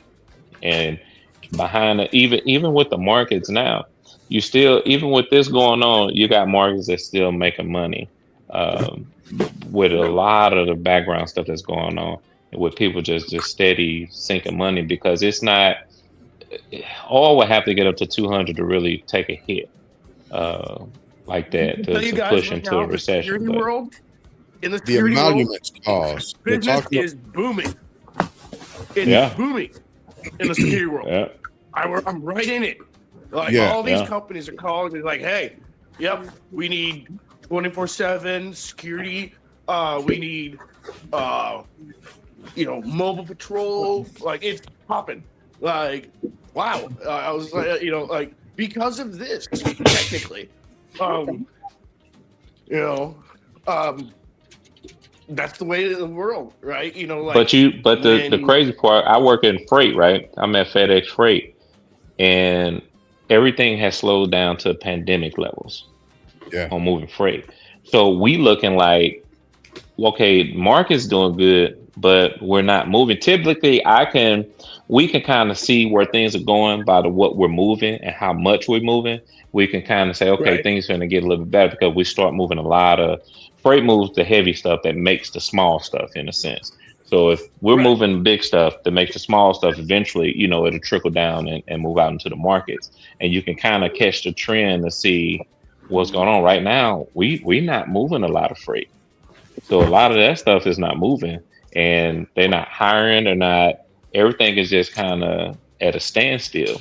But big business is doing really good. We're actually, all these security companies, all these tech companies, at least in the Silicon Valley, are calling us. They're like, look, we need to protect all of our sites now. Like, it is, I've never even seen anything like it, to be honest with you guys. Like, I was like, whoa, okay, cool. I've been with my company a year and a half, and I've never got the traction like this. And it's because, like, all right, they have some technological thing that's in some sort of system over wherever, and they're like, all right, we don't want our home base hurt. Simple as that, right? So I think some industries will benefit from what's going on, even though what's going on is rough and horrible. There's got to be a way out of this, and that means, like, Have anybody else heard, or I'm gonna ask the question? Have anybody else heard about Khamenei's son? Do we know if he's alive or gone or anything like that? Or The last thing I heard about him was that Russia had him in the hospital, making sure that he was okay. Mhm. So there's that. You're propping him up. Wig, you muted. You muted, Wig. What'd you say? Here's the thing, though. No matter what no matter what happened to his son, they still doing better. The dad was 86. He didn't have much longer, no way. So hell, they 50 in the good. We just gotta hope that he and his radical, they're gonna be even more hardliner or whatever. I wouldn't advise you going on vacation over there no time soon. And so that's the problem, is that they are. His son is a lot more hardcore. So you mentioned about the president receiving gifts, and I'm glad you said that, because I didn't write this down as a note, but the violation of the emolument clauses is what's happened with our presidency, our administration, and the foreign dignitaries that have gone to speak on behalf of America, right? Jared Kushner is making multi-billion dollar deals with countries. Mm-hmm. And then he's coming back and making and advocating for law. So that's So you're going to say that for the president, but you're not going to say that about the Clintons? Because we're not talking about Hey, I'm you know not- what? I'm not- Hey, well, hold on. Check this out. Mr. Brooks, you're right. The Clintons got paid. I heard about that inside story years ago. So you're right about that. Well, But hold I'm on. Seriously. Let me level set. We're not talking about Harris. We're not talking about Biden. We're not talking about Carter. We're not talking about Jackson. Obama. Obama. We're talking about this Keep it current here. administration. Yeah, keep it here. I get that, but like it has to be known on both sides. It's But we're important. talking Otherwise, then the conversation becomes disingenuous. No, not at all. Not at all. Okay. The emoluments clause goes across all panels. And right now, we're literally talking about Jared Kushner making deals with foreign dignitaries and princes and kings, and then coming back to America and pushing law. Clinton ain't got shit to do with that. So check this out. Sorry. So check go ahead. this out. Check this out. If the Democrats take the House in November, President Trump will be impeached within 90 days. It'll take a little bit They'll longer. still No, lose. No, Because they tried no. to do it, what, 3 times now? And No, they keep Mr. running Brooks. to the same mistake Mr. Brooks, every single time, and they still lose. Mr. Brooks, you're Thank you. factually wrong. He was impeached in the House, just not in the Senate. No, he Okay. wasn't convicted. That's In the the part. In the Senate. It's a two-tier thing. You got to be Right. impeached In the and House. then convicted to Right. be up out of it. He was Right. impeached So he was twice. impeached in the House, but never convicted in the Senate. All right. So those are facts. Mr. Okay. Brooks. But So they here's the still other thing. lose. Right. No, wait. Facts. Hold on, Mr. Brooks. Like, When wait, people- wait. hold on, If Mr. they Brooks. were like to, No, if wait, they stop. were Hold on, any sort of wait. Let me competent- finish. Mr. Brooks, let me Go finish. ahead. Go ahead. Because you're thinking go I'm ahead. attacking you and I'm not. Oh, I'm simply No, asking I you don't. this. I don't feel that way Okay. at all. So when you're asking Democrats to listen to your side as a Republican, you have to be able to, when the Democrats ask you to listen, you have to. And I'm not a Democrat. I'm an straight down. independent. I'm straight down the middle. Preference. I'm no party preference. But I'm here's an the thing. independent. All right. Like, let's be No, clear. okay, but I'm no party preference. So I don't belong to the independent party. I don't know if you belong to the independent party. I don't know. All right. If the Democrats take the House, I guarantee you, he'll be impeached in the House within 90 days. They're not going to waste a long time this time. But my key question is, it's gonna be my key great. question, huh? It's gonna be great because the people will be Okay, like, "Oh, the you key guys tried question this is- playbook before." If the Democrats take the House and they impeach him in the House and they get the votes to impeach him, I want to know, Mr. Glass, when you talk about President Trump and Jared Kushner and all these people violating the emoluments clause, will they impeach him on the emoluments clause or they impeach him on some other issues? Take a That's my pick. question. Huh? Well, that's a buffet. That's a buffet there. You got a whole bunch of you got a whole That's a bunch. Because buffet. then you're going to have to look at like the Ooh, Democrats that's a and lot what there. they did, Well, right? I So they're not going to do that. think if the Democrats go towards attempting to impeach Trump, they'll be signing off on their death wish with that. I think they shouldn't mention that at Stupid. all. If you play it smart, you will actually get into Congress, attempt to get the Senate, and then start holding like Hegseth and all the peons around to accountability, and start actually catching everything that they have been doing and expose a lot of that first, and start getting the people's buy-in on the corruption that's going on. Just shooting after him or even mention it from this point forward will just fall right into his plan and just, energize his base. It's already Yep. been pushed. What does being impeached mean? He's been there before, just because. No. So think about it. Like, so when you I'm going to say this in an example, like a parody. Cry wolf, and by what I'm saying, impeachment now twice, and you lose twice. If you try to do it again, people are going to laugh at you. No, they're The not. base because is going to people- laugh. No, Yes, they they're are. thinking more. Excuse me, Bruce. They'll be thinking more like third time's a charm. Oh my God.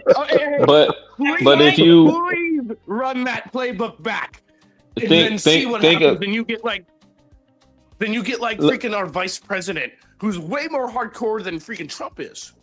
right, Well, Well, he look, might be a little smarter. Worried about Nobody worried about JD JD Vance. Because Yeah. JD Vance But will if be you- trying to become the next president. The ballot but if general. you go after the cabinet, because this is the thing, with you having Congress, the cabinet will be forced to have to come in, and you can expose a lot more of the internal of the corruption of what's going on Sure. with the Yeah, I like administration it. that way, versus going directly for him because and he- build more of a case for the 2028 going forward, because it's going to take a little time. He's only the tip of the iceberg again. Yeah. That's true. That's But if you're going directly towards him and not looking at, if you start cutting off the legs, then you're going to decapitate him from doing X, Y, Z, because they can be impeached as well. From Hegseth to Pam Bondi and all of them, they all will have to be. Right now, Congress is just letting them run wild, and nobody's holding no accountability over nothing. No. There's no guardrails, there's no checks and balances for anything. That has to be established and build a case, because once you start getting the people to get on your side, then it'll be easier to move down that road. Yeah, So not I- even the I agree with you. Supreme I Court. understand. I mean, I'm just saying, like, people are done with like the Democrats. Oh, we want to impeach Trump because they failed in getting their goal. They didn't want him to Should say run. Trump and They fail wanted him together. in jail. They wanted him like gone. And they Yeah, I look still what want him in happened. jail. He is now president again, and because of their stupidity in the way they went about it. Brooks, I can't totally disagree with you that that impeaching him directly out the gate is the wrong thing. But what I will say is, if his numbers stay the way they are now into the midterms, and then impeachment comes up, he's done for. They don't have to wait. And Stan, I don't disagree with the way you're talking about going about doing it, if his numbers moved. But if his numbers stay the way they are right now, as low as that, he's the lowest polling president in the history of the United States of America. If his numbers stay the way they are now, they already have the confidence of the people to impeach him. Now, the reason why it would be hard to impeach him, and this is one of those things that Rich says, it's hard to tell if he's stupid or if he's a genius, right? Is because the way he phrases things at the end of some of the stuff he says, especially knowing that the Supreme Court has given him pretty much total immunity to do a lot of stuff. He will often make statements that can come back and he can use to protect him later on. during a trial. Like, well, I'm not really sure about that. You know, I don't know. I don't know. Or maybe, or I had a feeling. I felt that.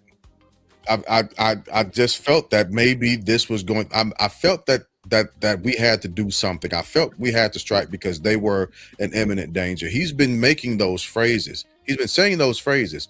Not only has he been saying those phrases, but he's also been saying, and he's been playing in our face with this shit. I can do whatever I want.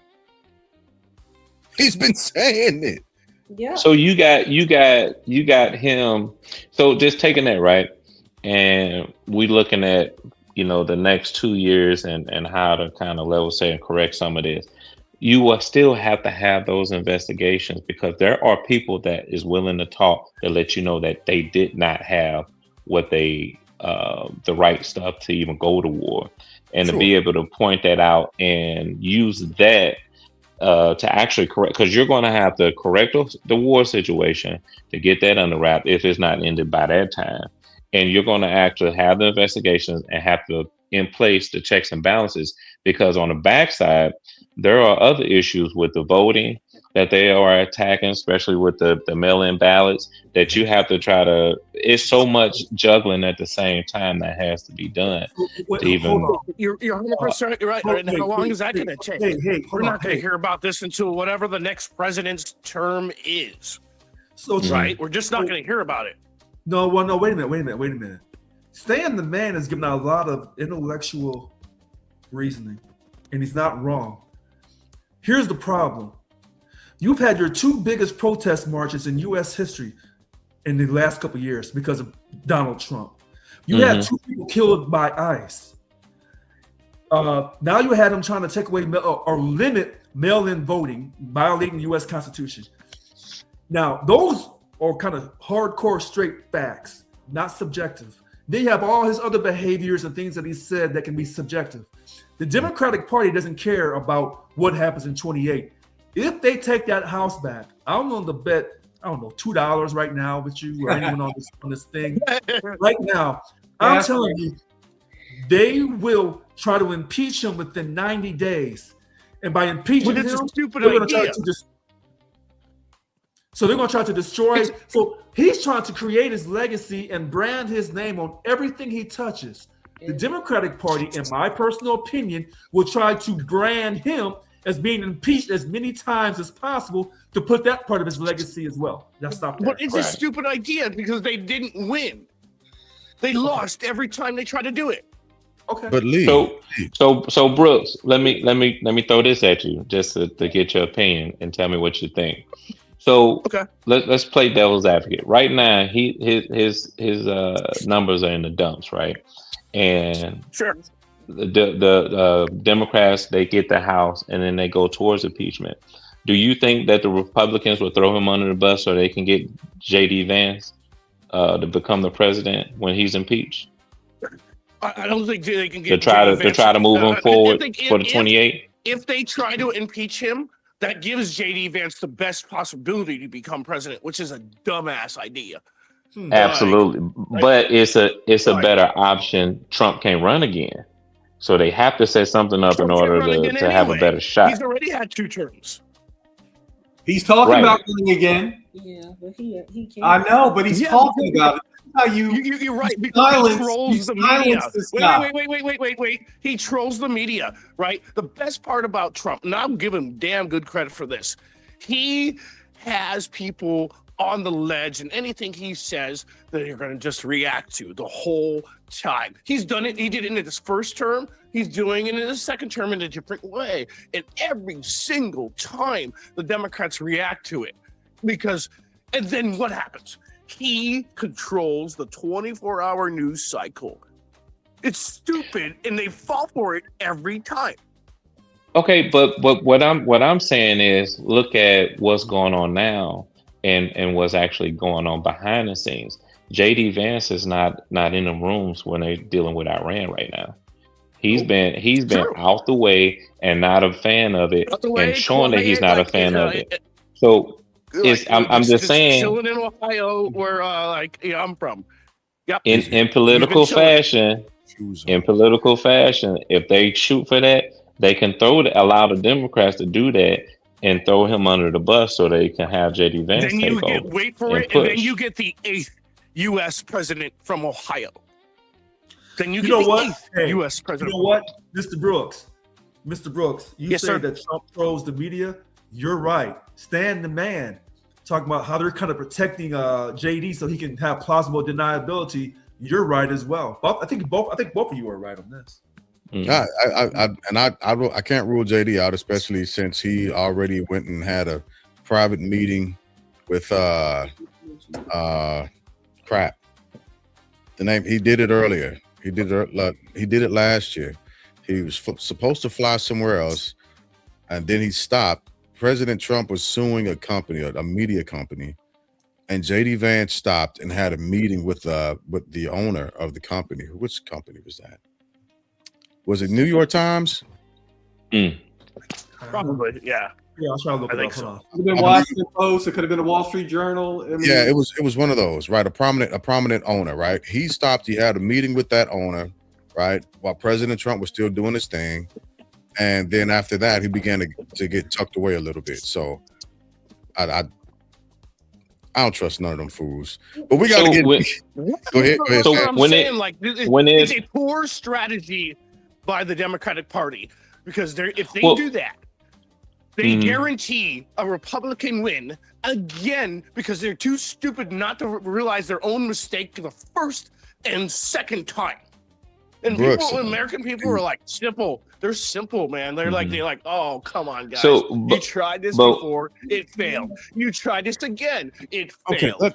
so let's be honest about something, right? When you bankrupt your farmers, when you increase gas prices, when you make regular groceries almost unattainable, when energy bills start going through the roof, when you make it impossible to have affordable health care, when you make it almost next to impossible to maintain a job, to have a job, firing over 600,000 black women, when you make the economy so bad and so stifled that you have nothing else, the people that are trying to run for you, do you know we've not seen this many people switch, these many different areas switch over to blue representatives in a long time, and I mean fast. The American people we might be forgetful, we might be simple, but and even I say that we're stupid, but we there's a point of stupid that we can't get past, and we're there, unfortunately.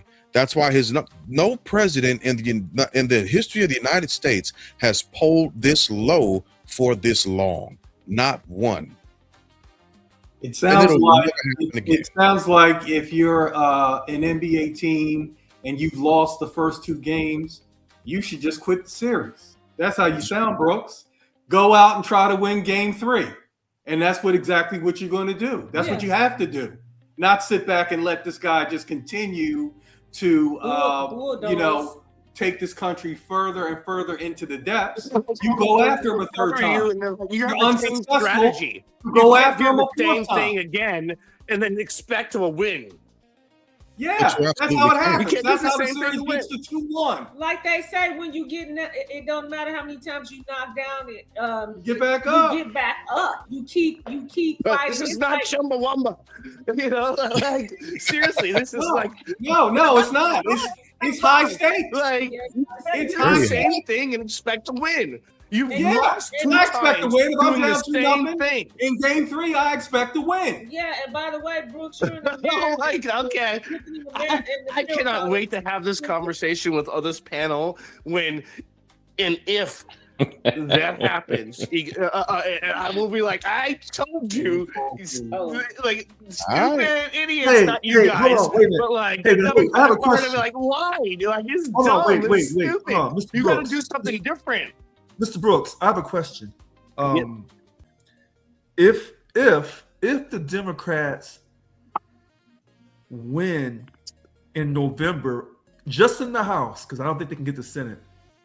If they win in the House, in November, will it be because they cheated, or will it be because they just won? I think I would say they just won, but then they're gonna try to impeach Trump a third time and then just still lose. Brilliant, fucking brilliant. So like idiots. So don't do this the same thing. this is how I look at it. I don't think they should go after Trump to impeach him to give red meat to his base. I believe that they should go after holding his administration to accountability and spend that time in exposing how they kind of got over the people and use that energy to allow some of his base to be more willing to come over.